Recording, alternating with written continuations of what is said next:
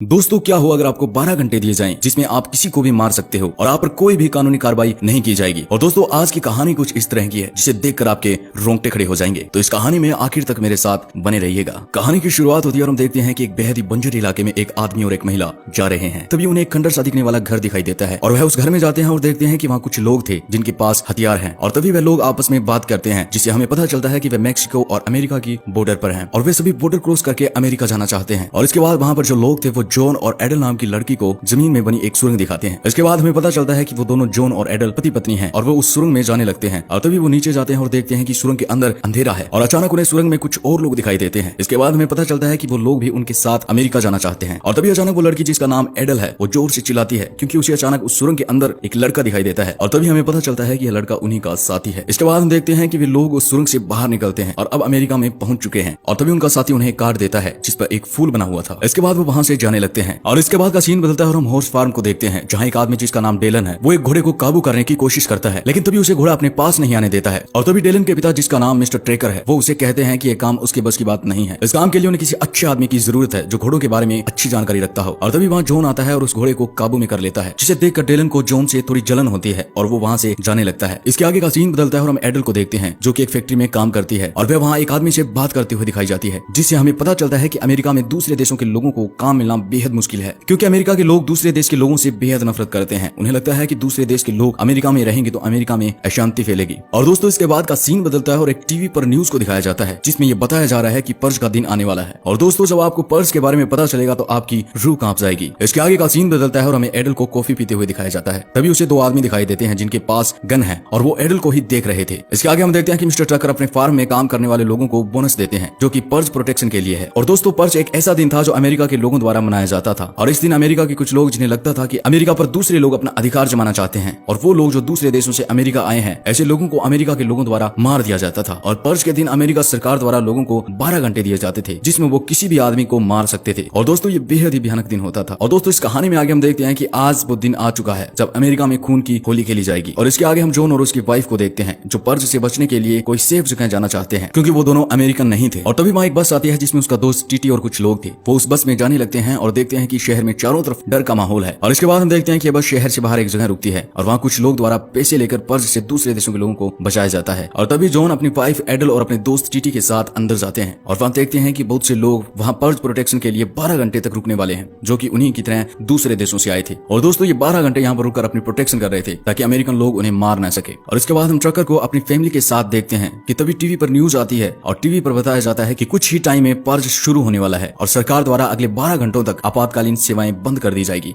और इसके आगे उन सभी लोगों को लग रहा था कि 12 घंटे उनके लिए बहुत ही भयानक होने वाले हैं। और इसके बाद दोस्तों पर्ज का टाइम शुरू हो जाता है और इसी पर्ज के कारण शहर में चारों तरफ सन्नाटा छाया है। और इसके आगे हम जॉन और उसकी वाइफ एडल को देखते हैं। वो दोनों बेहद डरे हुए थे। उन्हें लगता है कि शायद वो आज रात इस पर्ज से नहीं बच पाएंगे। और दोस्तों तभी सीन बदलता है, हम डेलन को देखते हैं और डेलन को ऐसा लगता है कि उसके आसपास कोई है तो वह अपने घर में एक अलमारी के पास जाता है और उसे खोलता है। तभी हम देखते हैं कि वहाँ कुछ गन रखी है और डेलन उनमें से एक गन उठा लेता है और अलमारी बंद करने लगता है कि अचानक डेलन डर जाता है। इसके बाद हम देखते हैं कि उसके पास एक लड़की खड़ी है। डेलन ने उस पर गन पॉइंट कर रखी है और तभी हमें पता चलता है कि लड़की डेलन की वाइफ है। और वो लड़की डेलन के पास आती है और समझाती है कि उन्हें एनएफएफ का साथ नहीं देना चाहिए जो कि पर्ज जैसा खूनी खेल खेलते हैं। और इसके बाद हमें पता चलता है कि डेलन की वाइफ प्रेग्नेंट है। वो दोनों पास आते हैं और किस करने लगते हैं। और इसके बाद हम शहर को देखते हैं जहाँ पर चारों तरफ डर का माहौल है। लोग एक दूसरे को मार रहे हैं, चारों तरफ से गोलियां चल रही है। और तभी सीन बदलता है और हम देखते हैं कि सुबह का समय हो चुका है और हमें एडल और उसके सभी साथियों को देखते हैं। वो बेहद खुश थे क्योंकि अब पर्ज का टाइम खत्म हो चुका है। और आगे हम देखते हैं कि जॉन और उसका साथी टीटी दोनों अपनी गाड़ी से जा रहे हैं और देखते हैं कि शहर में चारों तरफ लाशें ही लाशें पड़ी है। पूरा शहर लाशों के ढेर से भरा पड़ा है, दीवारों पर खून लगा है और सरकारी कर्मचारी शहर की सफाई करने में लगे हुए हैं। आगे का सीन बदलता है और हम जॉन की वाइफ एडल को देखते हैं जो कि अपने काम पर आ गई है। वहां आकर वह देखती है कि फैक्ट्री में अभी तक कोई भी नहीं आया है। और आगे हम देखते हैं कि डेलन भी अब अपने हॉर्स फार्म के गेट खोल रहा था कि तभी उसे लगता है कि उसके फार्म में कोई और भी है और वह उसे ढूंढने लगता है कि तभी अचानक डेलन के सामने एक बेहद ही डरावना आदमी आता है जिसे देखकर डेलन के होश उड़ जाते हैं। और हम देखते हैं कि तभी उसके सामने 4-5 लोग और आ जाते हैं और डेलन पर चारों तरफ से गन पॉइंट करते हैं और डेलन उन्हें देखकर बेहद घबरा जाता है। इसके आगे का सीन बदलता है, हम एडल को देखते हैं